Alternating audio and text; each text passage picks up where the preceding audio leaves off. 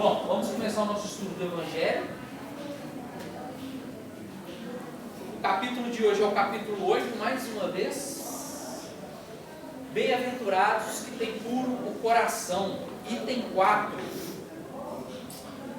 Pois que o espírito da criança já viveu, por que não se mostra desde o nascimento tal qual é?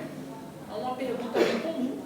Se o espírito de uma criança é um espírito reencarnado, ou seja, ele já teve outras vidas, ele traz consigo uma bagagem evolutiva, uma bagagem intelecto-moral constituída pelas experiências sucessivas do passado, por que essa criança ela já não traz consigo tudo isso aflorado de uma vez? Bom, tem vários pontos que são bem óbvios. O primeiro é que o próprio veículo físico da criança impede que ela manifeste, uma vez que os seus órgãos não estão suficientemente desenvolvidos para que ela manifeste a inteligência e os aspectos morais que ela carrega consigo, tá bom? E o outro, obviamente, imagine você como uma criança, um bebê comportando-se como um adulto. Seria difícil para a mãe aprender a amar aquele serzinho?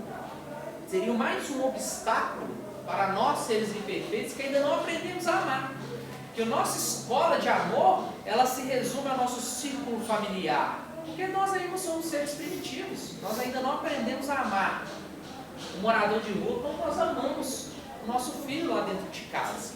E amor, pessoal, não é amor aquele que devota carinho, cuidados, não é isso. Amor é uma palavra universal que abrange uma gama enorme de virtudes, sentimentos, tá bom? Então o amor não é só aquilo que a gente conhece, não é só isso, ele é muito mais amplo, porque ainda nós não tivemos acesso por conta do nosso nível evolutivo, tá bom? Vamos ver aqui a explicação dos Espíritos. Tudo é sábio nas obras de Deus. A criança necessita de cuidados especiais, que somente a ternura materna lhe pode dispensar. Ternura que se acresce da fraqueza e da ingenuidade da criança. Foi o que eu acabei de dizer. Imagina uma criança se comportando como adulto. A mãe ia ter uma certa rejeição pela criança. Seria natural, como nós temos pelos adultos que nos cercam, uma questão de antipatia de ideias, falta de sintonia. E a criança, se ela demonstrasse inteligência muito precoce, seria um obstáculo muito grande e um dificultador. Para uma mãe, seu filho é sempre um anjo, e assim era preciso que fosse para lhe cativar a solicitude. Ela não houvera podido ter-lhe o mesmo devotamento se, em vez de graça ingênua, deparasse nele, sob os traços infantis, um caráter viril e as ideias de um adulto. E, ainda menos, se ele viesse a conhecer o passado.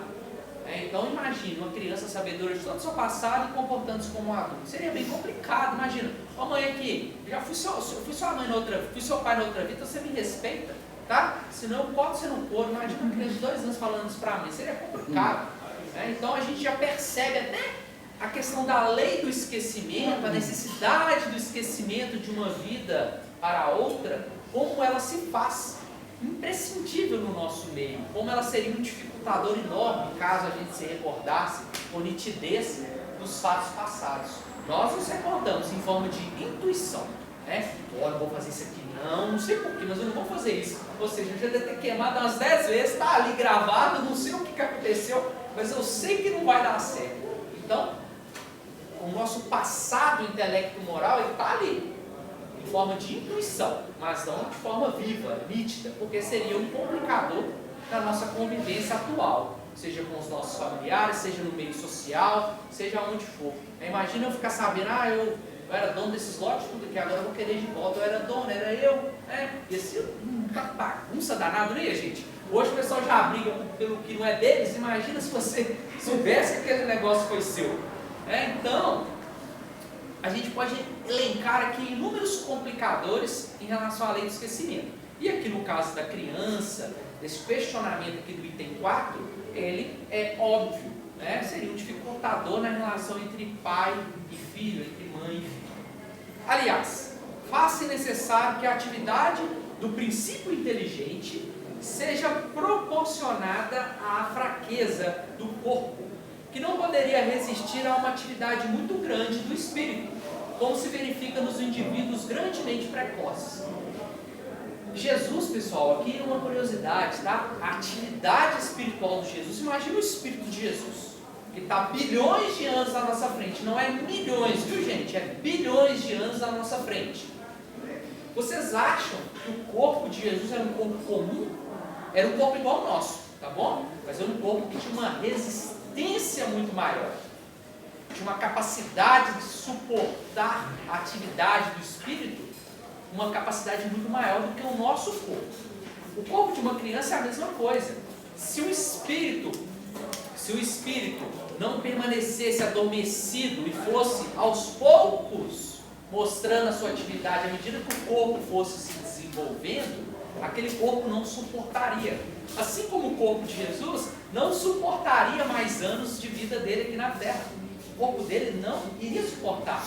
Tem várias passagens nos evangelhos, se vocês buscarem, de Jesus falando, os apóstolos falando que ele sangrou pelo ouvido, pelos olhos, pela boca. Isso era por conta da atividade intensa no espírito dele. Era uma atividade muito, mas muito intensa mesmo, ao ponto de chegar a desintegrar as células do corpo dele, feria ele por dentro, de tão intensa aquela atividade. Então o corpo humano no planeta, ele é para nosso nível evolutivo. Não adianta você achar que você vai fazer maravilhas, porque o corpo aqui tem uma função específica para este planeta. Em planetas mais evoluídos, que suportam uma carga energética maior, os corpos são feitos para a manifestação daqueles espíritos mais evoluídos. Jesus veio, então, isso mais uma vez para mostrar para vocês a dificuldade do Cristo de encarnar neste planeta. Como foi difícil para ele, né? Uma potência, descer, reduzir a sua potência a um nível quase primitivo para se manifestar no nosso meio. E mesmo assim o corpo não suportava. Tá? O corpo dele não suportaria por muito mais anos. Se ele não fosse crucificado, provavelmente ele viria a óbito, porque o corpo humano ele não foi feito para suportar o espírito daquela dimensão. Essa é a razão porque, ao aproximar-se-lhe a encarnação, o espírito entra em perturbação e perde pouco a pouco a consciência de si mesmo, ficando, por certo tempo, numa espécie de sono, durante o qual todas as suas faculdades permanecem em estado latente. Então o bebê ali, o espírito do bebê, ele está meio que, vamos dizer, dopado, sonolento. Por quê? Para que dê tempo do corpo dele se desenvolver, e à medida que o corpo dele vai se desenvolvendo, o espírito vai despertando. Tá? E esse despertar, normalmente, segundo as obras espíritas, dura, segundo André Luiz mais especificamente, até os 7 anos de idade. A criança ainda não completou o seu ciclo reencarnatório ali, ela não concluiu a sua encarnação. Então, o corpo ainda está em processo de ligação com o perispírito dela. Olha que coisa bonita, né? Começa antes, durante a gestação e depois do nascimento ainda permanece por um tempo. E obviamente, depois dos 7 anos, ainda nós vamos ter o ônus da falta de desenvolvimento dos órgãos, o desenvolvimento pleno, que aí vai se completar com a idade adulta. E aí o espírito torna-se a ser dono de si mesmo. Ele torna-se a ser responsável, ele volta a ser responsável pelos seus atos de forma mais direta, vamos dizer assim. Obviamente que durante 10, 12, 13 anos de idade, o espírito já tem uma cota de responsabilidade, mas ela vai aumentando à medida que o espírito vai se tornando senhor de si. Tá? Então isso demora aí em torno de 15, 18, 20 anos, isso vai variar de espírito para espírito. Não existe uma idade fixada não, viu pessoal? Não se engane. Uma pessoa que nasce com uma deficiência, obviamente ela vai passar a vida inteira, ela não vai ter a mesma responsabilidade com uma pessoa que tem um corpo sadio e tem. Então, nós temos que separar essas coisas também, temos que entender essas questões particulares, tá? É necessário esse estado de transição para que o espírito tenha um novo ponto de partida e para que esqueça, em sua nova existência, tudo aquilo que a possa entravar. Sobre ele, no entanto, reage o passado. É assim que o espírito renasce melhor, mais forte, moral e intelectualmente, sustentado e secundado pela intuição que conserva da experiência adquirida. Ou seja, o passado, nosso passado, ele está sempre o tempo inteiro reagindo sobre nós, de várias formas. por meio da intuição, que é o mais comum, aquele aviso ali subliminar que a gente fala, meu anjo da guarda me avisou. Muitas vezes não vai ser o anjo da guarda, é o seu próprio passado espiritual que está no seu inconsciente em forma de... sua experiência está no seu inconsciente em forma ali de intuição e dispara no momento que você tem contato com uma situação similar à do passado que você já viveu. E aí é o seu instinto, né, em forma de instinto, vamos dizer assim, te guiando, te mostrando o caminho, ou seja, um automatismo. Viveu várias vezes, criou-se um automatismo, você não cai mais naquele buraco. Passa, ó, ali tem um buraco, não estou vendo, mas eu sei que ele tem um buraco. Você já desvia automaticamente. Tá? Isso somente é experiência, ou seja, o mérito. É necessário que nós, por isso que é necessário que nós renasçamos várias e várias e várias vezes. São as experiências que vão constituir esse patrimônio que vão nos dar amparo na nossa caminhada nas futuras aqui na Terra. Tá? A partir do nascimento, suas ideias tomam gradualmente impulso, à medida que os órgãos se desenvolvem. Pelo que se pode dizer que, no curso dos primeiros anos, o espírito é verdadeiramente criança, por se acharem ainda adormecidas as ideias que lhe formam o fundo do caráter. Daí, porque Jesus utilizou muito a figura das crianças, principalmente naquela passagem que ele diz, deixe vir a mim as criancinhas, mostrando que ele veio para quem? Para aqueles espíritos ainda em fase infantil. E quem são esses espíritos, pessoal? Todos nós. Né? Todos nós somos esses espíritos. Infantis ainda, eu, tu, eles, todo mundo. Não se enganem. Tá? Não achar porque vocês têm um conhecimento espírita, um pouquinho mais ali trabalhado, uma filosofia um pouquinho mais profunda, que vocês escapam aí dessa classificação. Não, nós todos somos espíritos infantis. Falando de mundo, de planeta Terra, nós todos, 99%. Vamos tirar aí 1%, que é a administração do planeta. E a administração do planeta não está encarnada. Quando encarna é um ou outro que vem para dar uma forcinha, para dar uma mãozinha, que não dá para fazer de lá, e nasce aqui para fazer do lado de cá. Tá bom? Então todos nós somos uma massa bem compacta de espíritos ainda infantis, recém-saídos da primitividade.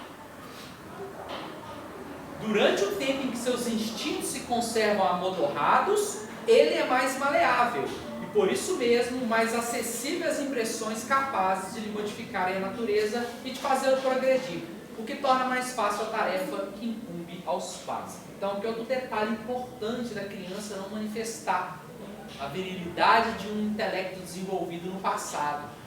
Por que o espírito fica adormecido também? Porque os instintos dele, a experiência dele estando adormecida, ele fica mais suscetível de receber ensinamento. Quer ver uma coisa bem fácil, gente? Vou tentar ensinar um senhor de 70 anos. Difícil, não é? Ó, você não pode fazer isso. Você vai falar para o senhor, eu fiz isso a vida inteira e deu certo. Não vai ser você, um moleque de 20 anos, que vai falar comigo que eu tenho e que eu não tenho que fazer. Agora, uma criança não. Você vai falar para ela, olha que legal, eu nunca vi isso. Ela já viu, ela não lembra, mas ela vai falar, olha que legal, me mostra. Né? Então, a própria natureza da criança permite essa maleabilidade maior. Então vamos imaginar que a criança é igual aquela massinha de biscuit, não é que fala? Que ela é molinha, depois ela endurece, fica igual pedra, não é? Então, a criança é como se fosse a massinha enquanto ela pode ser modelada. O adulto já seria ali um biscuit pronto, duro. Então ele só quebra, ele não tem como você modificá-lo mais, a não ser a duras penas. Né? Precisa de coisas mais abrasivas para poder mudar a forma. Enquanto a massinha é bem fácil. A criança, então, é essa massinha. Por isso que Jesus dizia, deixe vir a minhas criancinhas, porque o meu ensinamento vai encher vocês de coragem, de conhecimento, para que vocês possam enfrentar as adversidades do mundo e para que vocês possam evoluir. Eu vim para as criancinhas, que nada mais nada menos essa criancinha representa a humanidade, o planeta Terra, todos os espíritos que nele habitam. Tá? O espírito, pois, enverga temporariamente a túnica da inocência e, assim, Jesus está com a verdade quando, sem embargo da anterioridade da alma, toma a criança por símbolo da pureza e da simplicidade. Então, Jesus toma a criança como símbolo da pureza e da simplicidade, mostrando também a nossa ignorância. A criança é um ser ainda ignorante. O que é ser ignorante? Não ter conhecimento. Apenas isso. Ignorante, chamar a pessoa de ignorante não é uma ofensa, depende do contexto, mas não é uma ofensa no sentido de que você está mostrando para ela que ela não tem o devido conhecimento, mas que ela é perfectível. O que é ser perfectível? Passível de melhoramento. Então nós somos seres perfectíveis, a criança é a representação máxima disso. Por isso Jesus utilizou a criança. Jesus se fez necessário que Jesus utilizasse dessas figuras de linguagem, tá? Do meio onde ele vivia. Por quê? Porque senão aquele povo ainda mais ignorante do que nós somos, mais selvagem do que nós somos, teria muita dificuldade em compreender. Nós já temos. Imagina naquela época, algo novo, há 2000 anos atrás. Não tinha, a civilização ainda estava capengando, vamos dizer assim. A nossa civilização hoje ela já é um pouco melhor, mas naquela época era bem mais difícil, né? Em relação a tudo. Então Jesus ele se faz muito dessas figuras para transmitir o seu conhecimento de forma mais universal, tá, pessoal? Bom, finalizamos o Evangelho, vamos começar agora a leiturinha do nosso livro Pão Nosso, esse livrinho maravilhoso. Pessoal, para quem não sabe, tá? É um livro psicografado pelo Chico Xavier e ele é do Espírito Emmanuel. Então se preparem, viu, pessoal? Porque Emmanuel, ele bate forte, viu? Então vocês vão ler as coisinhas aqui, uma maioria delas vai soar como um puxãozinho de orelha, às vezes até mais do que isso. E é necessário, viu? Que muitas vezes a gente tome esse puxãozinho de orelha, por isso que ele é muito bom para o Evangelho acumular. Então, como que eu faço lá em casa?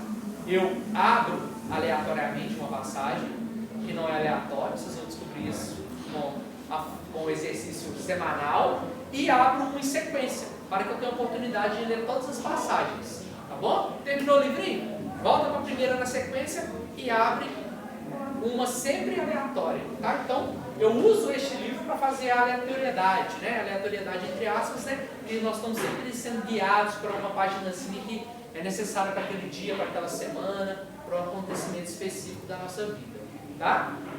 A primeira passagem que eu separei para vocês é o item 13, estações necessárias.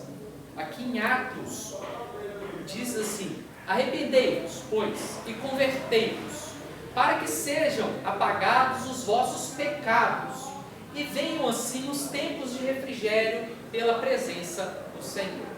Vamos ver o que o Emmanuel tem a dizer aqui sobre essa passagem.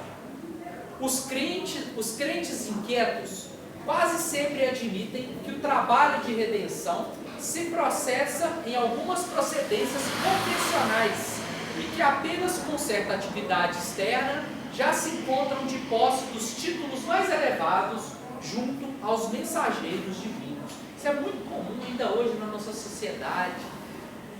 O homem religioso em si, ele dá muito valor àquilo que os saduceus e os fariseus davam lá no passado. No passado eles se paramentavam e iam para as praças públicas rezar. Então eles falavam alto, se mostravam, como se aquilo fosse uma virtude. Como se Deus estivesse ouvindo eles mais do que o miserável que estava orando, sem roupa, sujo, faminto. Como se Deus diferenciasse por conta disso, por conta do rito externo. Então muitos de nós hoje nos apegamos aos rituais, de todas as formas. E o Espiritismo, por estar num país ainda predominantemente católico, protestante, muitas pessoas ainda tendem a trazer esses hábitos para dentro do Espiritismo. E o Espiritismo ele é totalmente destituído, totalmente, pessoal, não tem nenhuma vírgula, nem 1%, é totalmente destituído de rituais, de ritos, de liturgias. O que é liturgia? Liturgia é a forma como você se comporta, Você vai na igreja católica, tem um momento que você ajoelha, tem um momento que você consagra, tem um momento que o padre fala para você cantar, outros não. Tem todo um ritual, tem os paramentos que o padre usa, as roupas, a disposição dos itens ali, isso é liturgia. O Espiritismo não tem absolutamente nada disso. E é comum que as pessoas tentem trazer. Então, às vezes você vai no centro espírita, você vê um santo, você vê uma cruz. Gente, até hoje não desceram o Cristo da cruz. Chega lá, tem uma cruzinha com Jesus assim. O que Jesus está fazendo ali, gente? Jesus é para andar do nosso lado, não é para ficar na cruz, não. Não é para ficar lá, não.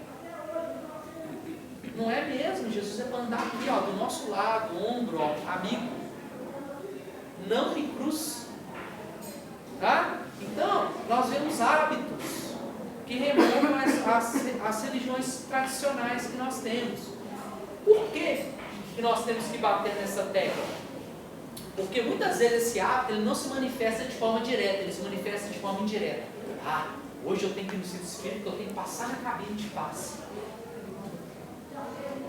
Você sabia que quando vocês estão assentados ali, vocês estão recebendo passe? Às vezes até melhor do que quando vocês estão lá dentro, porque às vezes quando você chega lá dentro, você desconcentra, às vezes vocês estão concentrados, é um momento chato que os espíritos aproveitam para cuidar de vocês. Às vezes o ato de levantar, você distrai, você fica ali mais acelerado, você não consegue, não dá tanta abertura, às vezes aí vocês recebem mais. Então às vezes a gente cria hábitos, vícios, modos operantes que são incompatíveis com o Espiritismo. Então nós temos que ter muita atenção em relação a esses vícios que nós criamos. Tá? O Espiritismo não tem disso, pessoal. A única coisa que o Espiritismo vai pedir para vocês é disciplina e principalmente boa vontade, que é o que Jesus pede a todos nós. Tá? A maioria dos católicos romanos pretende a isenção das dificuldades com as cerimônias exteriores. Ou seja, eu vou continuar do jeito que eu estou, fumando, bebendo, brigando com os outros, dando tiro, ameaçando, fazendo e acontecendo aquele terror, o capeta lá na rua. Mas na minha igreja, na missa de domingo, 6 horas da manhã, isso é sagrado. A pessoa vai e parece um santo, parece até quem vê você fala assim, nossa, que homem devoto, né? Muito bacana. Mas o hábito exterior, ele não vale de nada se ele não estiver amparado pelo hábito interior, pela sua intimidade. E aí o Emmanuel continua. Muitos protestantes acreditam na plena identificação com o céu só pela enunciação de alguns hinos, enquanto enorme percentagem de espíritas se crê na intimidade de supremas revelações apenas pelo fato de haver frequentado algumas sessões. Isso é muito comum. Eu lembro muito bem quando eu tive o primeiro contato com o Espiritismo, é normal que a gente fique um pouco empolgado, que a gente queira falar com as pessoas, aquela coisa, né? Às vezes a gente acha que a gente não conhece a coisa. Quando eu de fato fui conhecer o Espiritismo, confesso para vocês que eu tive um conflito íntimo muito grande. Que ao mesmo tempo que eu estava conhecendo algo que parecia que eu já conhecia, que eu já tinha conhecido no passado, ao mesmo tempo aquilo era um conflito muito grande, porque eu percebia que esta doutrina, ela diz muito mais a respeito do que nós temos que ser, fazer intimamente, coisa que você pratica na sua intimidade, não é em centro espírita, não é em lugar nenhum, é na sua intimidade. E aí você praticando o Espiritismo na sua intimidade, automaticamente ele vai refletir no exterior, vai refletir nos seus atos, nos seus pensamentos, na sua saúde. Daí a gente volta lá para a questão da cabine. Tem que buscar cabine, pessoal? Buscar ajuda? Sim. Mas se não houver um amparo íntimo, não vai adiantar nada. Absolutamente nada. Vai ser um placebo. Você vai gastar um tempo ali precioso e não vai ser ajudado, porque você não está fazendo a sua parte. O universo, pessoal, é trabalho. Não existe edificação sem trabalho, sem esforço. Se você não se esforçar minimamente, você não vai receber nada. Lembra do livro Nosso Lar? Da audiência com Clarence, da senhorinha lá que buscava lá socorro para os filhos dela que estavam encarnados. O Clarence chamou ela: olha, você trabalha, você faz alguma coisa aqui? Não, você não fez nada, você não trabalhou nada, tem 8 anos você está aqui, você não dedicou nem 2 meses, 3 meses de trabalho, você está querendo simpatia nossa? Falando assim no grosso, né? Clarence foi muito mais humano, muito mais sensível, mas O que ele estava falando era isso, olha, você não fez nada por merecer, você está vindo aqui pedir o quê? Você não fez nada, você não trabalha, você não se esforça, você não vai à luta. Como que você vai conquistar simpatia e ajuda para os seus entes queridos se você não deu nada de você, se você não se esforçou? Tá? Isso vale para nós aqui na Terra também, pessoal. Até a própria vida, né, de César, vamos dizer assim, a própria vida material nos mostra isso. Se você não trabalha, você não come. Se você não trabalha, você não veste. Se você não trabalha, mesmo que seja dentro de casa, com um trabalho maravilhoso e muito trabalhoso, né? Eu também sou dono de casa, vamos dizer assim, é muito difícil. Se você não se esforça, você não tem nada. É necessário que a gente se esforce, é necessário que a gente lute para que nós possamos nos melhorar, reformar a nossa intimidade. Tá?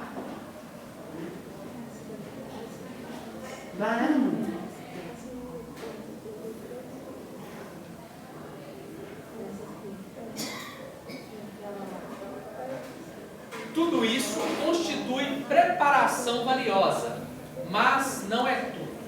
Há um esforço, então o Emmanuel está falando que os hábitos que você tem de ir nas igrejas, de professar o seu culto, a sua fé, conforme a fé ali exige, é preparação também, pessoal.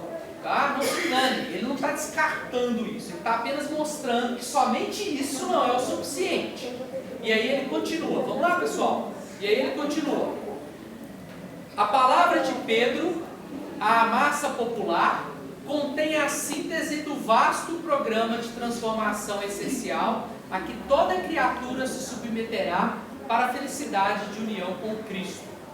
Há estações indispensáveis para a realização, porquanto ninguém atingirá de vez a eterna claridade da culminância. O que ele está querendo dizer aqui? Que nós vamos passar por vários estágios, de vários tipos de lutas diferentes, para que eu chegue no cume. É quando você vai ali escalar o Everest, você não começa pelo cume, você começa pela base, você vai aos pouquinhos passando por várias dificuldades cada vez maiores, até chegar ali no cume, tá bom? Então o que o Pedro está dizendo aqui é exatamente isso, as estações necessárias para que nós atinjamos a culminância, tá? Antes de tudo, é imprescindível que o culpado se arrependa, reconhecendo a extensão e o volume das próprias faltas e que se converta, a fim de alcançar a época de refrigério pela presença do Senhor nele próprio. Então, o que ele está dizendo aqui? O culpado se arrependa. Quem é o culpado, pessoal? Somos todos nós. Onde está constituída a nossa culpa? Na nossa ignorância e automaticamente na transgressão da lei. Então, qual que é o trabalho que eu tenho que fazer? Trabalho de iluminação íntima, com a devida transformação íntima e moral, reflexo nos atos exteriores, que é uma consequência lógica, para que eu possa me iluminar, para que eu possa atingir a culminância. Aí chegado, habilitar-se-á para a construção do reino divino em si mesmo. E aí a gente volta lá naquela passagem, o reino de Deus se encontra dentro de vocês, de cada um de nós. Tá? Da mesma forma que o inferno também se encontra dentro de nós. Então nós temos que buscar a construção desse reino, e ela se inicia pela intimidade e não pelo exterior. E aí a gente volta aqui, né? Não começa por aqui, começa por aqui. Se realmente já compreendestes a missão do Evangelho, identificarás a estação em que te encontras e estarás informado quanto aos serviços que deves levar a efeito para demandar a seguinte. Então, o que ele está falando aqui? Se você já está compreendendo o Evangelho, o que é o Evangelho? São os ensinamentos de Jesus. Então, você já tem a capacidade de identificar a estação que você se encontra neste momento. E você já está devidamente informado dos serviços que deve levar a efeito para demandar a seguinte estação. Então, você passar de turma, se aprovar, você sabe o que você tem que fazer. Igual o aluno sabe, ele sabe a matéria que ele tem que estudar.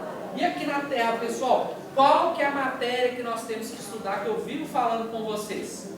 Qual que é a primeira? Aprender a lidar com a família. Então, essa é a escola principal nossa, de todos nós. Aprender a lidar com a família. É a primeira escola, é a primeira lição. Então, nós temos que identificar essas estações. Escola. Outra estação muito importante que nós temos que identificar, outra matéria muito importante, trabalho, pessoal, trabalho. Não menosprezem o trabalho de vocês. Todo trabalho é extremamente importante. Não socialmente falando, não é isso, materialmente falando, não estou me referindo a César, estou me referindo à questão espiritual. Então, todo trabalho é imprescindível para o progresso do espírito. E nós vamos encontrar mais progresso nos trabalhos mais subalternos, nos trabalhos menos valorizados pelos homens. Olha que coisa interessante. Então, você vai pegar ali o auxiliar de serviços gerais e vai pegar um alto executivo de uma empresa. Você vai observar mais progresso moral no auxiliar lá embaixo do que muitas vezes no executivo da empresa. Então são classes, pessoal. São turmas que nós estamos inseridos, são universidades que nós estamos inseridos e que nós temos que valorizá-las. E aí a gente vai voltar para a parábola dos talentos. O que fizestes com o talento que eu lhe concedi, servo? Fostes fiel ou fostes infiel? Se fosse infiel, vai ser atirado às trevas exteriores, aos prantos e ao ranger de dentes. E o que significa isso? Aquele pouco que eu te dei, você nem vai ter ele na próxima. Então você vai passar mais dificuldade ainda para ver se aprende. Então, pessoal, a vida física, ela não é uma colônia de férias. Ninguém está aqui a passeio. Ninguém está aqui para gozar as coisas da matéria. Não, nós estamos aqui para evoluir espiritualmente, em detrimento do nosso corpo, em detrimento da nossa felicidade material, porque falou em felicidade, nunca é espiritual, é felicidade material. A verdadeira felicidade, ela é espiritual, está atrelada à sua evolução, tá? Felicidade material, vai me desculpar, mas Deus não está preocupado com isso não, viu, gente? Deus, está lá no livro dos Espíritos, Deus não está preocupado com a roupa do soldado que vai pagar, Ele está preocupado com o soldado. O soldado representa o nosso espírito, a roupa dele representa o nosso corpo físico. Se ela tiver que ficar toda rasgada e destruída, que Deus está, Ele quer saber do soldado, que é o nosso espírito, se ele está progredindo. Se precisar de destruir o corpo, o espírito progredir, assim vai ser feito, como normalmente é feito. O corpo ele vai se deteriorando, uns mais rápidos, outros não. A gente não pode deteriorar o corpo deliberadamente com práticas nocivas, com práticas ruins e fazendo mal para os outros. Agora, se eu deteriorar meu corpo fazendo bem, maravilha, vocês vão encontrar várias passagens falando que você sofre fazendo bem e não fazendo mal. Emmanuel fala muito isso. O bem sofrer, e você sofre fazendo bem. Porque sofrer fazendo mal, além de você já estar sofrendo, você ainda vai ter que consertar a bagunça que você fez. Bom, vamos passar para a nossa próxima lição. Essa é a 44, chama-se curas. Está em Lucas, capítulo 10, versículo 9, diz assim: E curai os enfermos que nela houver, e dizei-lhes: é chegado a vós o reino de Deus. Vamos entender essa passagem aqui e o sermão do Emmanuel. Porque o Emmanuel são verdadeiros sermões mesmo, é um verdadeiro sermão. Tá? É cada frase uma paulada na cabeça. Realmente Jesus curou muitos enfermos e recomendou-os, de modo especial, aos discípulos. Ou seja, ele dizia para os discípulos também curarem, mostrando para eles que ele tinha essa capacidade. Todavia, o médico celestial não se esqueceu de requisitar ao reino divino quantos se restauraram nas deficiências humanas. Não nos interessa apenas a regeneração do veículo em que nos expressamos, mas, acima de tudo, corretivo espiritual. Vou ler de novo para vocês observarem que não sou eu que estou falando, que é o Emmanuel. Então, se vocês não acreditam em mim, acreditem no Emmanuel. Acreditem no Emmanuel. Não nos interessa apenas a regeneração do veículo em que nos expressamos, ou seja, não interessa a Deus a cura do corpo de vocês, foi o que eu acabei de dizer, em relação ao soldado e à roupa. Não interessa, mas, acima de tudo, o corretivo espiritual. Então, a cura do corpo pode vir? Pode, pessoal, desde que ela venha antes acompanhada do corretivo espiritual. Agora, isso quer dizer que é uma chantagem? Não, pessoal. Isso é apenas uma lei. Porque um espírito em desequilíbrio, ele desequilibra as células do perispírito. Células do perispírito desequilibradas causam desequilíbrio nas células do corpo físico. Desequilíbrio nas células dos corpos físicos chama-se o quê? Doença. E o nome da doença, os catálogos médicos estão lotados, não é? A gente pode falar das doenças? Pode, né? Tem várias, né, pessoal? Fibromialgia, câncer, infarto do miocárdio, AVC, quando é por questões morais, de nervosismo, né? Igual não de alimentação. Nós temos aí doenças relacionadas à questão da depressão, que atinge o psiquismo da pessoa. Então nós vamos ter vários e vários tipos de doenças, que antes começaram onde? No espírito. Por que Jesus dizia assim? Chegava o cego nele, ele curava e falava: vá e não peques mais, para que não lhe suceda coisa pior. Ele não falava isso, pessoal? E o que acontecia com a maioria das pessoas que ele curava? Voltava a ficar doente. Por quê? Porque a cura não vem acompanhada de transformação íntima, então ela não se sustenta. O espírito continua bombardeando a toxicidade dele por conta dos seus péssimos hábitos no corpo físico. E o corpo físico vai drenando. E esse dreno, ele aparece em forma de doença.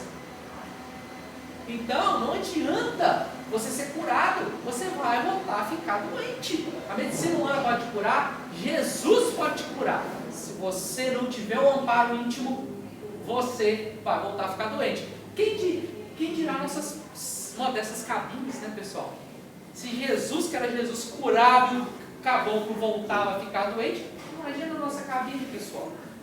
Daí o meu empenho em ficar repetindo isso para vocês. Estou repetindo isso para vocês, pessoal, não é nem por questão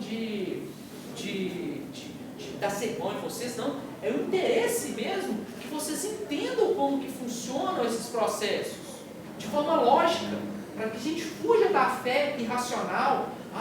Eu vou ali, eu tenho muita fé, eu vou ser curado. Gente, muito bonito isso, mas é necessário que a gente aprenda racionalmente também como que funciona esse processo, porque não existe milagre.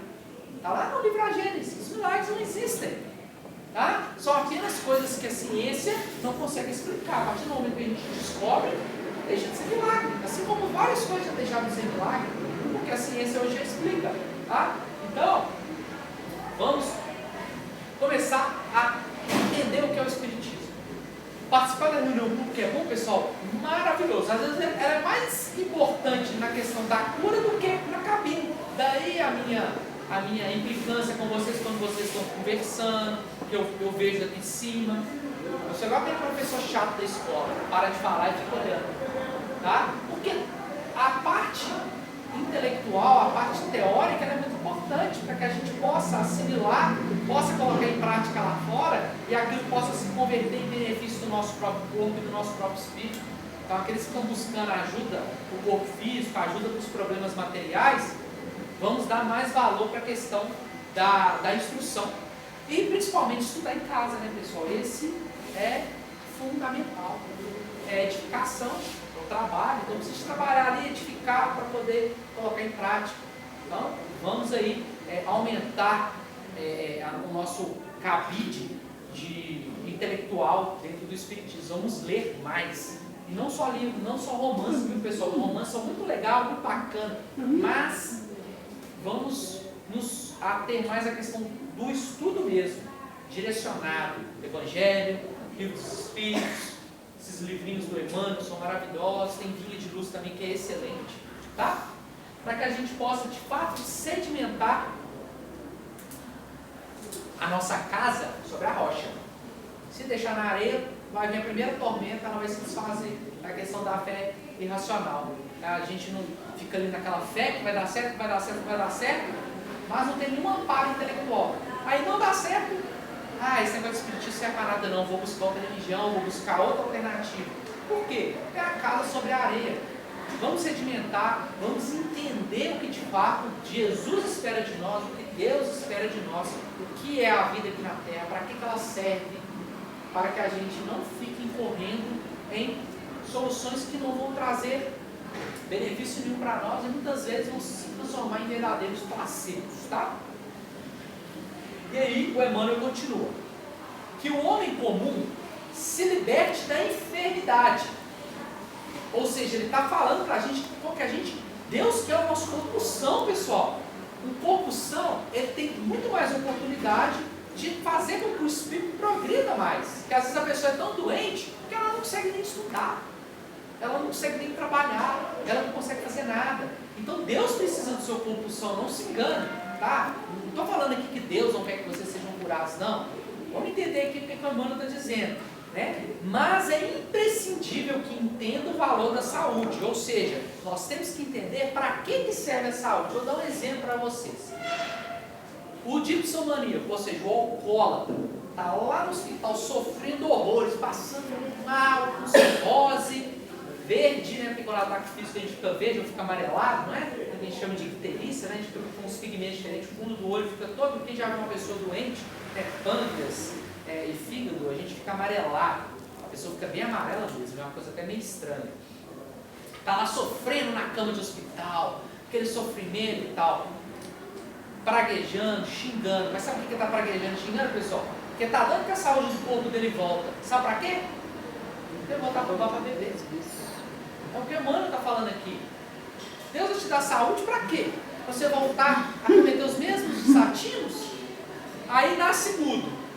Coitado, né? Doido para falar, mas quando falava, o que fez? Levou um monte de gente para o buraco, usando as palavras mal direcionadas. Nasceu mudo para aprender a ficar calado, não falar bobagem, dar valor para as palavras, para o que sai da boca. E aí eu posso pegar vários exemplos de tudo que você imaginar de moléstia. Você vai entender que a moléstia é um corretivo com a falta anterior. Não é o castigo, é o corretivo para a falta anterior, é consequência. É o nosso passado reagindo sobre nós, como nós lemos ali no Evangelho agora há pouco. Então o Emmanuel está aqui nos alertando para que a gente aprenda a dar valor para a saúde. Entender que a saúde do corpo, saúde do veículo físico, é para que nós possamos utilizá-la em nosso favor. Favor de quem? Do espírito. Progresso do espírito. Existe, porém, tanta dificuldade para compreender a lição oculta da moléstia do corpo, quanto se verifica em assimilarmos apelo ao trabalho santificante que nos é endereçado pelo equilíbrio orgânico. Então, o que o Emmanuel está querendo dizer aqui? Que nós não entendemos quando nós ficamos doentes. Não entendemos. Quando nós ficamos doentes, a primeira coisa que a gente pensa é: por que eu, meu Deus? Por que não foi o raio da minha vizinha em Guarulhos que fica fumando o dia inteiro, que me deu um câncer na língua dela, foi dar um câncer logo em mim? É assim que a gente pensa, né, pessoal? Fala que não é. A gente pensa. Quando a gente não pensa direcionado para uma pessoa, mas a gente pensa, por que eu, né? Quando a gente pensa por que eu, a gente está pensando por quê? Por que não foi o outro? Não é uma pessoa direcionada, mas por que eu, papai do céu? Por que eu, uma pessoa tão boa, tão caridosa, tão cheia de boa vontade, amo Cristo, por que logo eu, pai? Que injustiça é essa, né? A gente se coloca num pedestal altíssimo, né? Então, pessoal, nós temos que entender que o pessoal ficou doente, já começa a analisar o que aquilo de hoje já tem veio. Eu recentemente tive 2 dores de garganta seguidas. Inclusive semana passada eu vim aqui e estava com dor de garganta. Já tinha mais de 10 anos que eu não tinha dor de garganta. Por que eu estava tendo dor de garganta? Estava conversando com a minha esposa, estava analisando. Estresse. Agora, por que eu estou estressado? Falta de equilíbrio emocional. Falta de equilíbrio emocional para lidar com as questões do dia a dia. Pessoal, é simples. Você consegue identificar até numa gripe. Quem dirá num câncer, numa doença degenerativa. degenerativa, numa depressão. Então, nós temos que ter essa autocrítica de entender aquilo que está acontecendo à nossa volta. Por que o universo, as leis divinas estão me entregando aquilo? Por quê? Por que eu estou recebendo aquilo no meu correio? Correio que é um coração na cabeça. Por que eu estou recebendo? Por que meu endereço está gravado nessa doença? Por quê?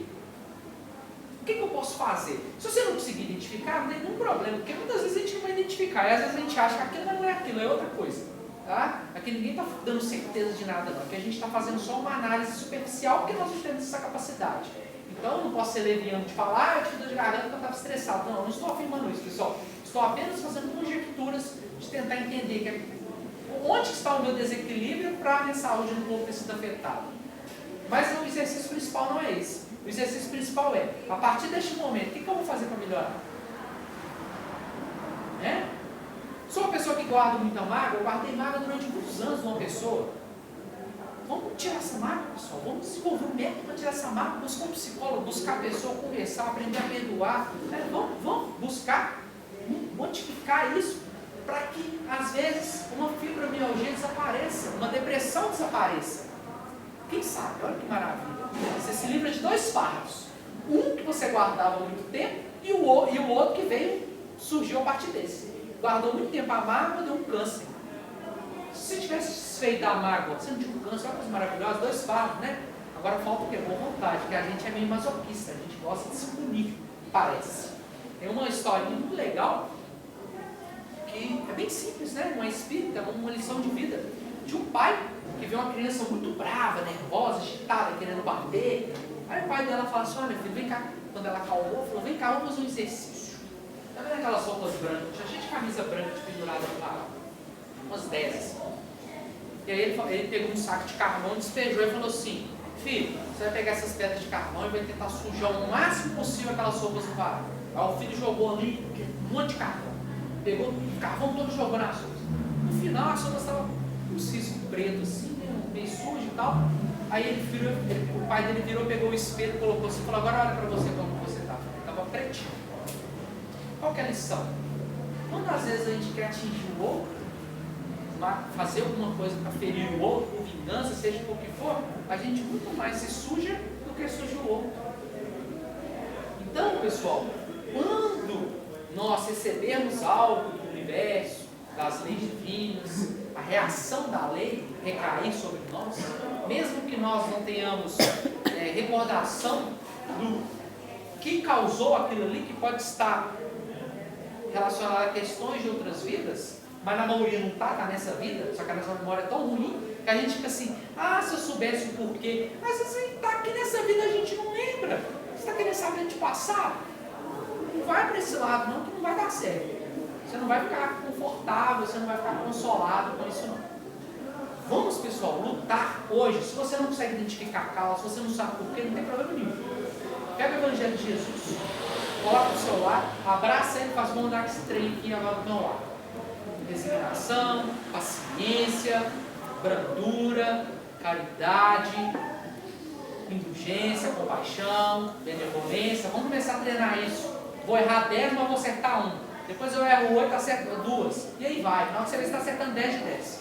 Começar devagarzinho, começar dentro de casa, começar no nosso trabalho, na rua, e aí vai. Vamos aos pouquinhos aí mudando, né, os nossos hábitos e principalmente a nossa intimidade. E a gente está aqui para ajudar. Eu, os espíritos da casa. Então eu estou aqui me ajudando vocês, refletindo, estudando com vocês. Vocês estão aprendendo, vão colocar em prática e é isso. A intenção aqui das reuniões públicas não é ficar espalhando a fé espírita, não é fazer proselitismo de nada disso, pessoal. Nós estamos aqui em uma verdadeira classe de estudo mesmo. Estudar para saber como que eu posso aproveitar a minha vida de forma mais digna, de forma melhor, que eu aproveite mais, né? Para que eu me torne um completista, como diz lá nos livros do André Luiz. Completista é aquele que aproveita, tem o maior aproveitamento possível do quociente encarnatório. O que quer dizer isso? Que todas as propostas que aquela encarnação específica tinha, você atingiu quase que nota A. A gente deixa para lá, porque é muito difícil. Perfeição, a gente está longe dela ainda. mas um 7 em 10, um 8 em 10 está ótimo. A gente tem que lutar para atingir isso, tá? As criaturas doentes que lastimam a retenção no leito e choram aflitas, não porque desejem renovar concepções acerca dos sagrados fundamentos da vida, mas por se sentirem impossibilitadas de prolongar os próprios desatinos. E é verdade, pessoal, porque eu acabei de falar do seu marido, do alcoólatra. Ele não está reclamando que ele está doente. Ele está reclamando que ele está doente e não pode beber. A reclamação dele é essa. Tá? Da mesma forma que muitas vezes nós estamos reclamando da doença, mas a gente está pouco preocupado com os nossos desatinos, com a nossa incúria, com as nossas transgressões da lei. Nós não estamos preocupados. Nós estamos preocupados em ficar bom para voltar para cometer o mesmo erro. Né? Cometer o mesmo erro. Então, é isso que o Emmanuel aqui está chamando a nossa atenção. É sempre útil curar os enfermos. Então, volto naquilo que eu disse. É sempre útil curar os enfermos. É sempre útil, sim. Senão a cabine não existir. A cabine está aqui para auxiliar realmente na cura. Quando haja permissão de ordem superior para isso. Contudo, em face de semelhante concessão do Altíssimo, é razoável que o interessado na bênção reconsidere as questões que lhe dizem respeito, compreendendo que raiou para seu espírito um novo dia no caminho redentor. Ou seja, receber uma bênção, pessoal, você tem que dar pelo menos 5. Pelo menos 5. Então recebeu, tem que dar. E o mais importante, a única coisa que Deus pede para a gente, no nosso atual nível evolutivo, é que nós sejamos um pouquinho melhor que ontem, gente. Só isso. É bem básico. É igual para a criança. Você não vai pedir para a criança fazer um trabalho de álgebra. Vai pedir para ela ligar os pontinhos. Jesus, Deus está pedindo para a gente, Jesus, representante do nosso Pai, governador espiritual do nosso órgão, a única coisa que ele está pedindo para a gente é ligar esses pontinhos. É exercício de criança mesmo. Se nós somos crianças espirituais, as lições também são de crianças. São de seres ainda ingênuos. Então, a única coisa que ele pede para a gente é que a gente aprenda a ligar os nossos pontinhos da nossa vida, que a gente aprenda a ser um pouquinho melhor do que nós somos hoje.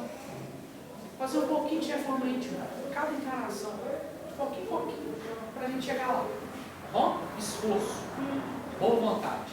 É isso que o Espírito de Deus está pedindo. Obviamente, progresso moral. Tá bom?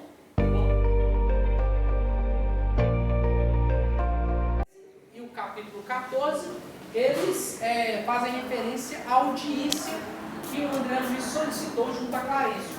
Sendo o capítulo 13, a primeira parte, onde aquela senhora que acompanhava André Luiz, para quem não se recorda, eles entravam em dupla na audiência com Clarice, ela falou, deu seus pareceres e a gente estudou sobre aquela situação que envolvia essa senhora. E no capítulo 14 foi a vez de André Luiz, que chegou lá com a pretensão de pedir um emprego de médico ali na colônia Nosso Lar, e com a audiência, como ele escutou a primeira audiência da senhora, ele percebeu que o máximo que ele podia pedir era uma ocupação útil. O máximo. Eu quero uma ocupação útil. Aqui na Terra, muitas vezes, eu até brinquei com vocês, brinquei e falei assim, olha, aqui às vezes a gente tem alguém precisando de emprego, vamos um emprego para você. Aí arruma um emprego para a pessoa, aí a pessoa fala assim, mas isso aí não é para mim não. Era aquela primeira senhora do capítulo 13, que ela não queria nada servir para ela, então estava ruim. Colocava ela no setor, estava ruim. E olha como é que eles lá são bonzinhos, né? Aqui, meu amigo, se você falar que você não quer, já era. A pessoa para arrumar um emprego, a pessoa até te bate na sua cara. Lá, o Clarice colocou ela no lugar, colocou em outro, ela fez um verdadeiro processo de trainee. Hoje em dia, processo de trainee, o que é? A pessoa passa por vários setores da empresa, para ele aprender tudo da empresa. E ela fez um processo de trainee na colônia Nosso Lar e nada servia para ela. Ela era a virgem imaculada, aqueles trabalhos não eram dignos dela. Enfim, lições que a gente vai aprendendo, mostrando que o nosso orgulho, às vezes, nos segue. E o André Luiz, como ele passou ali aquela situação no umbral, ele percebeu o orgulho dele foi esmagado, a vaidade dele foi colocada a zero. Então ele era um ninguém.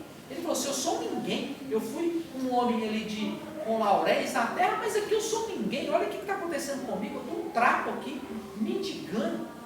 E aí ele aprendeu a lição da humildade. O umbral é para castigar as pessoas, pessoal?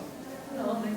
A gente começa a perceber as várias nuances, como que a lei divina, mesmo quando a gente acha que é um mal maior, na realidade, a gente está sendo amparado e não está percebendo. A gente está sendo socorrido e não está percebendo. André Luiz no umbral, ele estava sendo castigado, pessoal? Não, ele estava sendo socorrido. Fazia parte do processo de recuperação dele. Tanto é que, olha aí, meio caminho andado, bastou uma passagenzinha de 10 anos no umbral, 8 anos, né, no umbral, 10 anos, e a senhorinha falar primeiro que ele, para ele virar para o Clarence, eu quero só uma ocupação útil. Você vê, a humildade não vai pelo amor, vai pela dor. Ele foi pela dor, pelo caminho mais difícil, porque ele não valorizou os talentos que ele recebeu na terra. E o Clarence deixou isso claro para ele no capítulo 14. E aí agora, capítulo 15. E aí, a sequência maravilhosa, né? Qual é o título do capítulo 15? A visita materna. Depois que ele adquiriu a lição, que ele edificou, a mãe dele veio visitar ele. Então não vá achando que seu pai, que era um santo, uma pessoa de boa, que desencarnou e está lá nas colunas superiores, não vai achando que você vai desencarnar você aí, que só está fazendo bobagem, que você vai encontrar com ele assim logo de cara, não é assim que funcionam as coisas não, pessoal. Ele era pai aqui na sua condição terrena, mas lá no plano espiritual ele é pai de muito mais espíritos do que você possa imaginar. Tá? Pai no sentido de condição, e você não é único, tá bom? Então se você teve um pai desse tipo, um espírito superior, não vai achando que ele está à sua disposição, que ele não está não. Assim como a mãe do André Luiz era o espírito superior a ele, e não estava à disposição dele, justamente porque ela não era só mãe do André Luiz. E vocês vão perceber isso aqui na frente, que vai mostrar para ele que o André Luiz vai ficar até assim de queixo caído, mostrando que a mãe dele ia ser mãe, não só mãe física, mas mãe espiritual, até das amantes do pai dele, do marido dela. Olha para você ver a grandeza desse espírito. Aqui na terra a gente arranca cabelo, né, da amante do marido da gente, briga, arranca a unha, estraga a maquiagem, o homem vai lá, briga, aquelas coisas horrorosas. Lá a mãe dele, o espírito superior, ia ser mãe das amantes do marido dela. O André Luiz, o quê? Você está ficando doida, mano? Para o André Luiz isso é inconcebível, mas para a mãe dele, e a gente vai perceber isso lá na frente. Mas vamos nos ater aqui, estava dando um spoilerzinho para vocês, não tem problema, tá? Vamos ver aqui o capítulo 15, o que ele tem para nos trazer de lições. Atento às recomendações de Clarence, né, no capítulo 14, procurava reconstituir energias para recomeçar o aprendizado. Então ele mostrou que estava lá embaixo, ele ia ter que começar tudo do zero. No outro tempo, talvez me sentisse ofendido com as observações aparentemente tão ríspidas, mas naquelas circunstâncias lembrava meus erros antigos e sentia-me confortável. Ou seja, por que ele estava assim, pessoal? Porque passou no umbral, pessoal. Ele não está assim à toa. O orgulho dele foi esmagado. Se é uma pessoa muito orgulhosa, muito vaidosa, não tem problema não. Na próxima vez eu vou te dar um empreguinho bem bacana aqui na terra que você vai aprender a influir seu orgulho e sua vaidade. É assim que funciona, gente. Se você não quiser aprender por bem, tem ferramentas na ordem divina que vão proporcionar isso para você. Por isso que eu bato na tecla. Trabalho, vida aqui na terra, não é colônia de férias. Então, todas as funções que existem, elas servem de lição para o espírito. E aí, consequentemente, obviamente, a própria civilização se favorece no seu trabalho, seja lá o que você faça. Mas o objetivo primordial é o espírito. Os fluidos carnais compelem a alma a profunda sonolência. Em verdade, apenas agora reconhecia que a experiência humana, em hipótese alguma, poderia ser levada à conta de brincadeira. Ou como eu digo aqui, não é colônia de férias. Mais uma vez. Então não sou eu que estou falando, está aqui no livro com outras palavras, mas está aqui. Tá? A importância da encarnação na Terra surgia-me aos olhos, evidenciando grandezas até então ignoradas. E mesmo nós aqui, pessoal, não se enganem, que somos espíritas, já temos uma compreensão maior do que é a vida, muitas vezes a gente não enxerga várias coisas. Por quê? É assim mesmo, nós não temos evolução suficiente para ter esse olhar mais holístico sobre a vida.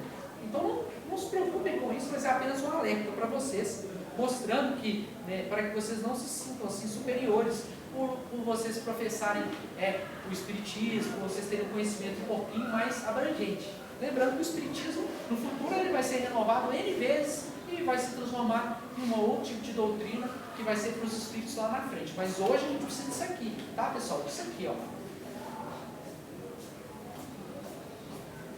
Considerando as oportunidades perdidas, reconhecia não merecer a hospitalidade de nosso lar. Clarencio tinha dobrado as razões para falar-me com aquela franqueza. Olha para você ver a humildade dele. Ele falava assim, não, nem para mim estar aqui eu merecia estar. Precisou sofrer para começar a pensar assim, né? Passei dias entregue a profundas reflexões sobre a vida. No íntimo, grande ansiedade de rever o lar terreno. Abstinha-me, porém, de pedir novas concessões. Os benfeitores do Ministério do Auxílio eram excessivamente generosos para comigo. Eu já estava percebendo que eu estava recebendo muito, não tinha que pedir nada. É o que a gente sempre fala. Oração não tem que ser petitória a Deus.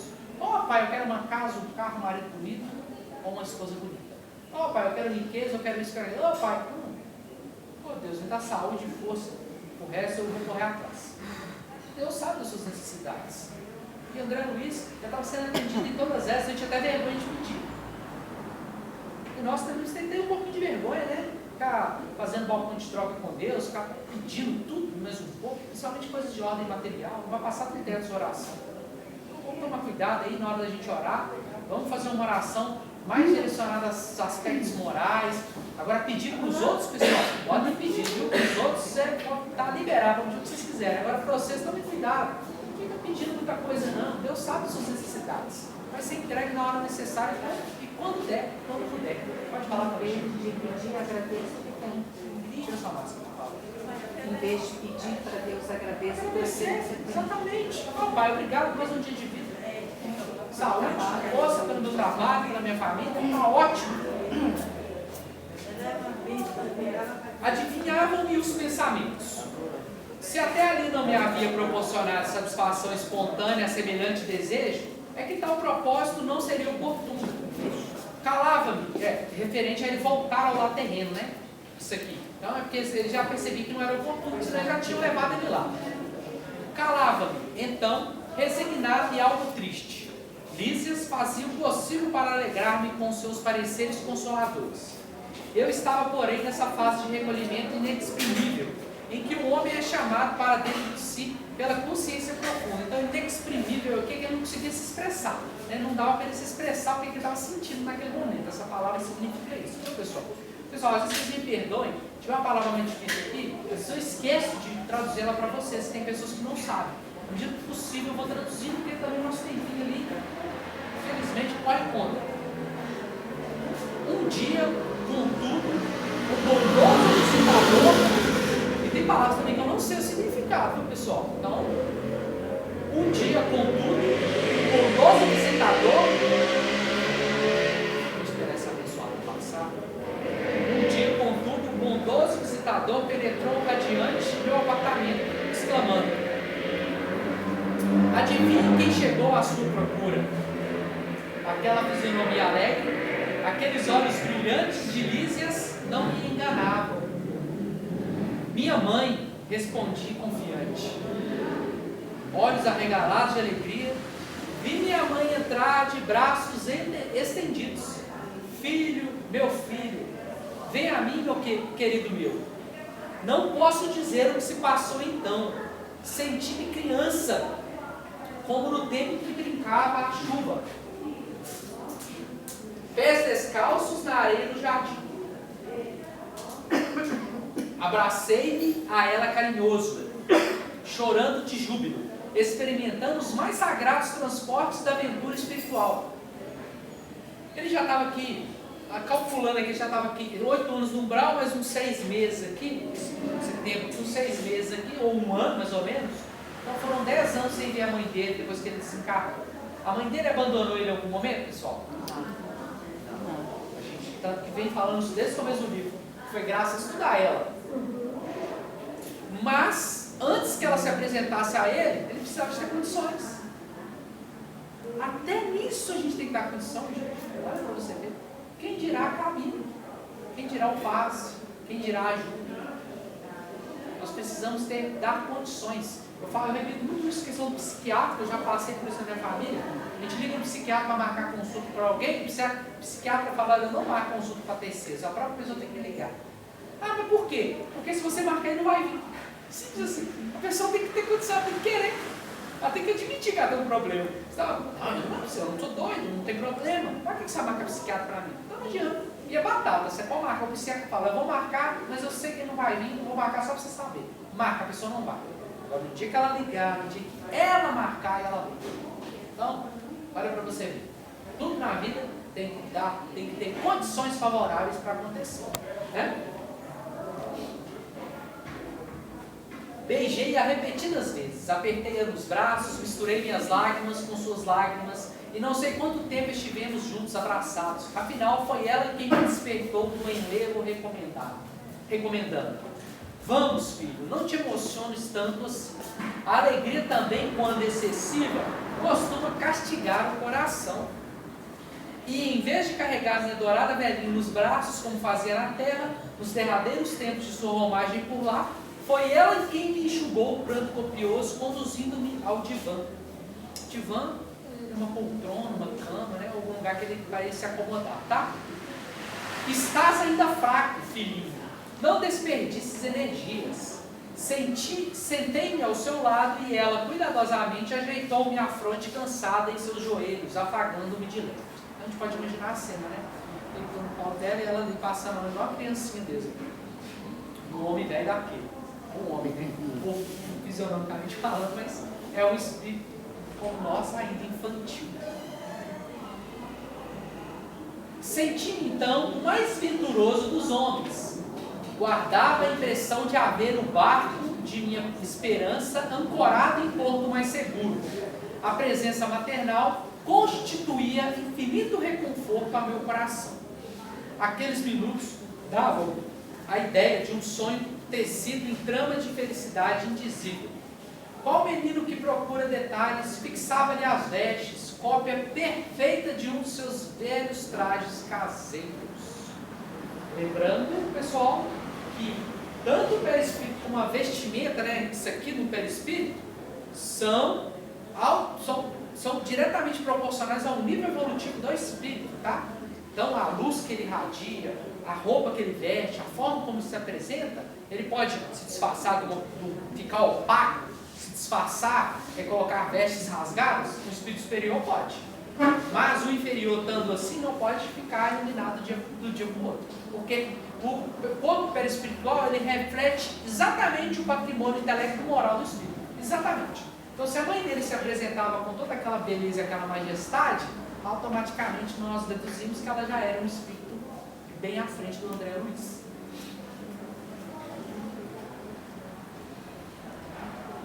Notando-lhe o vestido escuro, as meias de lã, a mantilha azul, contemplei a cabeça pequenina, areolada a fios de neve, as rugas do rosto, o olhar doce e calmo de todos os dias.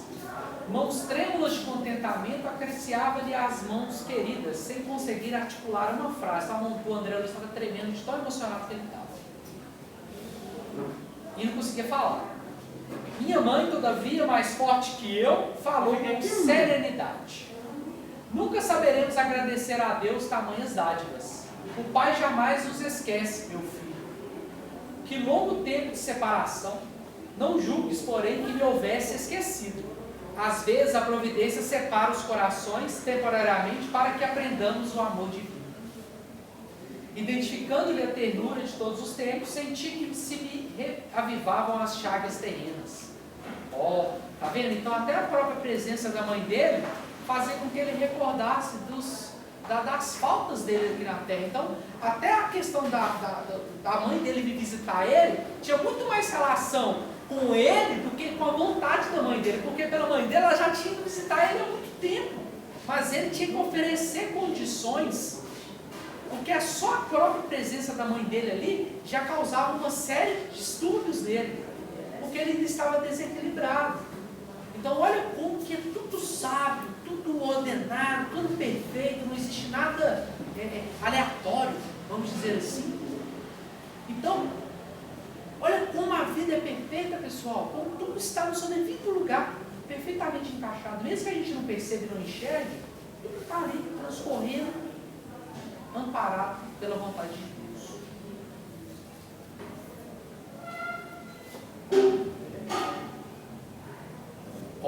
Como é difícil alijar resíduos trazidos da terra.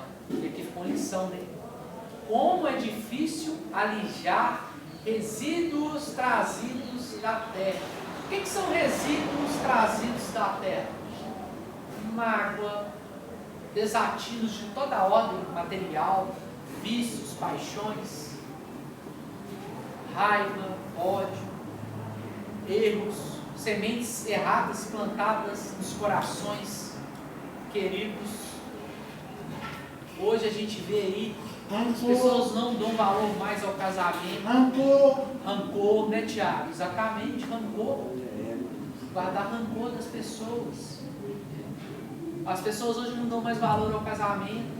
Quando eu digo valor, não é que elas se separam, são infiéis, não têm a capacidade de ser fiel, de renunciar aos seus instintos animais em favor do outro.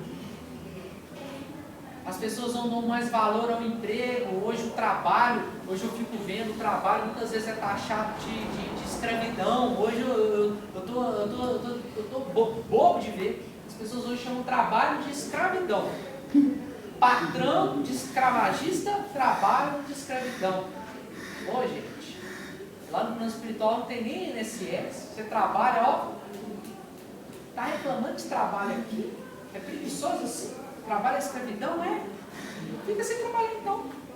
E aí depois lá na frente você vai ver o erro, grave erro que você incorreu. Não à toa, esses espíritos estão aqui no Brasil, um país que oferece condições peculiares para eles. Dificuldade econômica, empregos difíceis, né? Vamos dizer, empregos pouco remunerados, de muito trabalho. Por quê? São espíritos versados na ociosidade. Então vão nascer no Brasil. Ah, o Brasil não está bom não? Tem lugar que ainda é pior, viu gente? A terra está cheia, a escola terrena é maravilhosa para isso. A África está aqui do ladinho, é só atravessar o Oceano Atlântico. Estava lendo uma reportagem hoje, 50 graus, pessoas trabalhando em minas de sal, a uma temperatura escaldante de 50 graus. E aí elas tinham que trabalhar à noite, porque era impossível trabalhar de manhã. Então, pessoal, vamos dar valor, vamos mudar a nossa mentalidade, vamos enxergar a vida com outros olhos, vamos enxergar a luta, a dor como oportunidade e não como sofrimento, ou melhor, como escravidão, como as pessoas têm chamado o trabalho. Senão vai ter que nascer lá, né? É algo Senão vai ter que nascer lá, né? Oi? Senão vai ter que nascer lá, né? Não entendi. Fala. Senão vai ter que nascer lá. Vai ter que nascer lá. Ah, e a África não tá bom não? Tem muito pior que a Terra. Não tem problema não. Continua reclamando pra você ver. Continua reclamando. Continua comportando-se mal. Continua. E aí você vai ver que a escola terrena é uma necessidade para os nossos filhos. Tá? E não uma imposição no sentido de causar sofrimento. É uma necessidade, nós precisamos dela. Tá?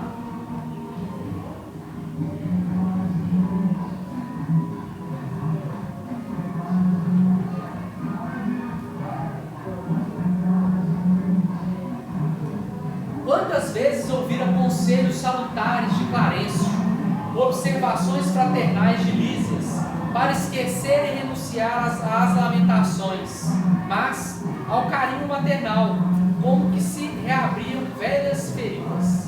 Do pranto de alegria passei às lágrimas de angústia, relembrando exacerbadamente os trâmites terrestres.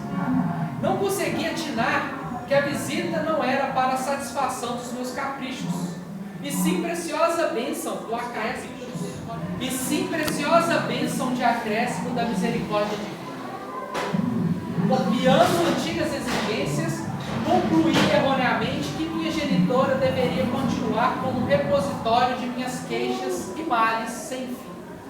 Na terra, quase sempre, as mães não passam de escravas no conceito dos filhos.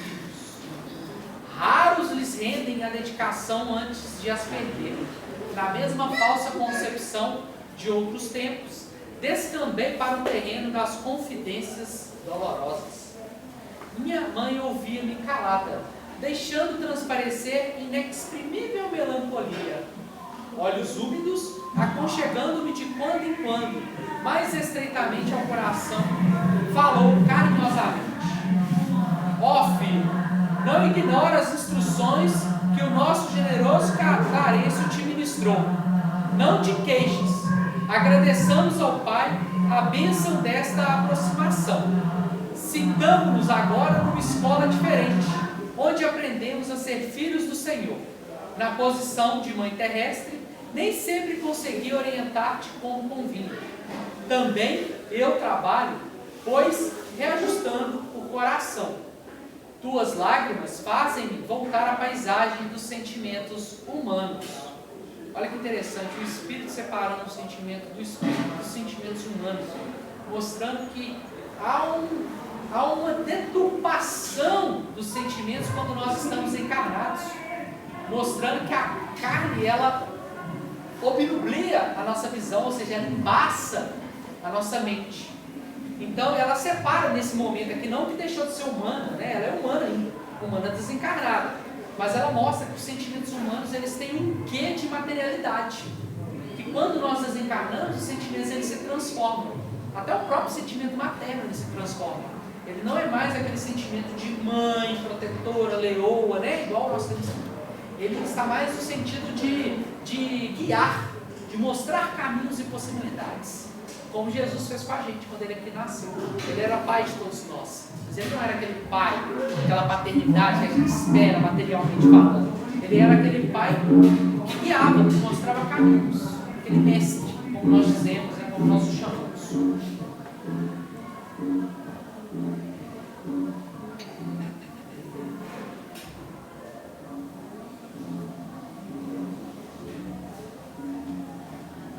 Alguma coisa tenta operar o retrocesso de minha alma. A mãe dele falando: quero dar razão aos teus lamentos, erigir-te um trono, qual se foras a melhor criatura do universo. Mas essa atitude, presentemente, não se coaduna com as novas lições da vida, ou seja, não é compatível com as novas lições da vida. Olha que interessante. É igual aquela pessoa que reclama demais, parece que ela é a vítima última do universo. Ela é uma pobre coitada, injustiçada por tudo e por todos. Deus não enxerga ela. Aquela pessoa que só lamenta. E a mãe do André Luiz mais ou menos disse isso: olha, a minha vontade é dar razão para os seus lamúrios, mas hoje eu não consigo mais fazer isso. Quando na terra a gente dá a razão, né?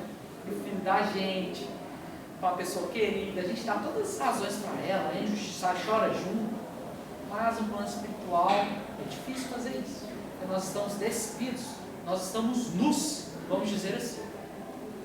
Todas as nossas imperfeições estão ali juntos de nós. Não tem como você separar. Olha, mas você está reclamando que está te queimando, mas você está com a mão quente no ferro. Você está com a mão no ferro quente. Não faz muito sentido. É mais ou menos por aí. Ou seja, a gente tem que alijar de nós as nossas imperfeições para que a gente automaticamente pare de reclamar, lamentar, achar ruim das coisas, porque a lamentação, ela é acompanhada de defeitos, é acompanhada de paixões e vícios.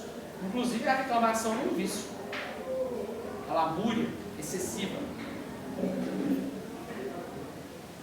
Esses gestos são perdoáveis nas esferas da carne. A mãe dele falando, hein? Aqui, porém, filho meu, é indispensável atender antes de tudo ao Senhor. Não és o único homem desencarnado a reparar os próprios erros. Nem sou a única mãe a sentir-se distante dos entes amados. Nossa dor, portanto, não nos edifica pelos prantos que vertemos, ou pelas feridas que sangram em nós, mas pela porta de luz que nos oferece ao Espírito, a fim de sermos mais compreensivos e mais humanos. Olha, pessoal, que lição, hein? Vou ler de novo. Nossa dor, portanto, Não nos edifica pelo pranto que vertemos. Isso vale aqui também, viu, gente? Sofrer, sentir dor aqui na terra, chorar e ficar lamentando, não edifica não, viu? Não edifica. Inclusive você vai angariar a antipatia das pessoas que estão próximas de você. Quem vai te suportar é só quem te ama muito, porque esse amor consegue transpor isso, mas a maioria vai se afastar. Até para um médico no centro médico, é difícil ele tratar um paciente rebelde, inquieto, reclamão, do que um paciente mais resignado. O trato das enfermeiras é diferente para esses dois pacientes. Quem trabalha na área de saúde sabe. É difícil você lidar quando o paciente é rebelde, quando o paciente só reclama. E é isso que a mãe dele está falando aqui. Olha que lição. Lágrimas e úlceras constituem o processo de bendita extensão dos nossos mais puros sentimentos. Depois de longa pausa, em que a consciência profunda me advertia solene, minha mãe prosseguiu.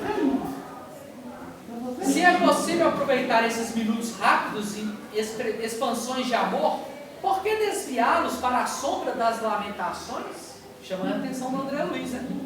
Então, claro, isso. O André Luiz só tomou paulada quando ele chegou lá, né, gente? É paulada aqui, pra lá. Aí chega a mãe dele, na hora que ele fala assim, agora eu vou chorar, agora eu vou lamentar, vou chorar todo o hospital, que é a mãe dele. A mãe dele vem, pá, nele. Mãe é uma condição terrena. E a mãe carnal, a mãe terrena, ela é quase que, ela beira a imprudência. A maioria da mãe, pessoal, quando eu falo mãe, é mãe e pai, tá? Mãe e pai. Os pais terrenos, eles beiram a imprudência quando diz respeito aos filhos. Ah, mas é meu filho, né? É meu filho, né? De fato, por isso que ela diz que é perdoável nas esferas da carne, mas lá não é não. Então por que a gente já não é assim aqui? Por que a gente já não faz o certo aqui como mãe e como pai? É difícil, pessoal, é difícil, dói demais. Esse dia eu dei um tapa na minha menina, nossa, aquele tapa doeu em mim tanto que eu fiquei queimando por dentro. É terrível pra gente. Terrível pra gente. Pra quem é pai e mãe, você sabe disso. Dói muito mais na gente do que na criança, mas muito mais. Muito mais.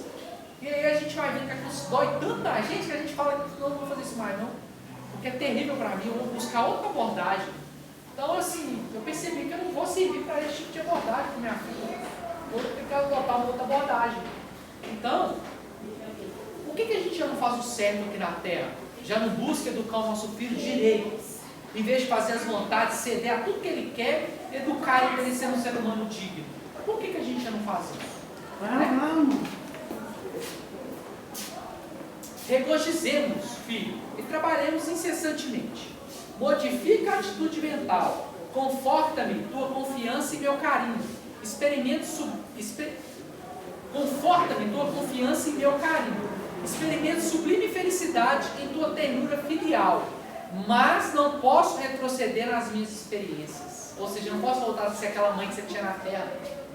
De, ô filho, tadinho de você, né? Vamos lá brigar com esse moço, que ele não pode falar assim pra você não. A mãe aqui na terra não é assim? Aqui ela não vai fazer isso. Porque ela sabe que o filho dela está errado. Mas ela sabe agora, né? Antes também ela não sabia, né? Não sabia, por isso que ela fala, na terra é perdoável. Então. Mas a gente sabendo disso agora que a gente leu aqui, por que a gente já não começa a se comportar de forma melhor diante dos nossos filhos? É isso que eu estou falando com vocês. Nós aprendemos aqui. Ela não tá dando a senha pra gente? Ela falou, na terra eu não sabia. Aí é perdoável que eu não sabia. Você sabe. Eu sei. E aí? O perdão para ela era maior, porque a mãe dela era católica, não tinha esses conhecimentos. Isso era 1930, gente.